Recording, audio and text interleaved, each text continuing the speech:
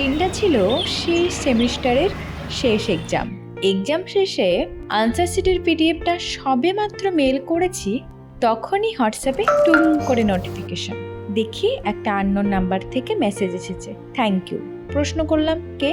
Thank you জানানোর কারণ কি? অন্য দিক থেকে উত্তর এলো, তোমার অনেকটা হেল্পের জন্য আজকে আমার এক্সামটা ভালো হয়েছে। তারপর চললো বিশাল এক আলাপচারিতা। এইভাবেই প্রথমে হোয়াটসঅ্যাপ, তারপরে ফোন কল, শেষে ভিডিও কল। তবে প্রেমের শুরুটা স্বাভাবিক হলেও প্রথম দেখাটা ছিল সিনেম্যাটিক। আমি একদিন রাস্তাতে হেঁটে যাচ্ছি, হঠাৎ দেখি অপর এক দিক থেকে একটা চেনা মুখ অনেকগুলো চকলেট আর সুন্দর এক ফুলের তোড়া নিয়ে আমার দিকে এগিয়ে আসছে। এইভাবেই হয়েছিল আমাদের প্রথম দেখা। তোমার জন্য একটা বিকেল আর এক মুঠো রোদ, মন ভালো করা একটা গান আর একটু আদর।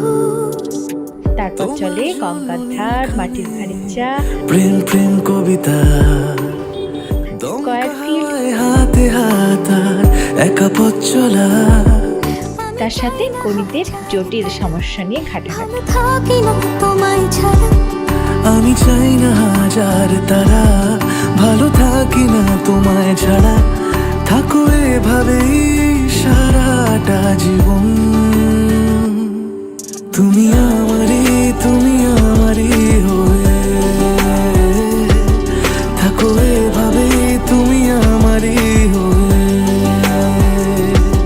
হঠাৎ এক স্বর্ণালী সন্ধ্যায়, এক ব্যস্ততম রাস্তায়, এক গুচ্ছ গোলাপ দিয়ে শাহরুখ খান স্টাইলে প্রপোজাল। তোমারই হয়ে।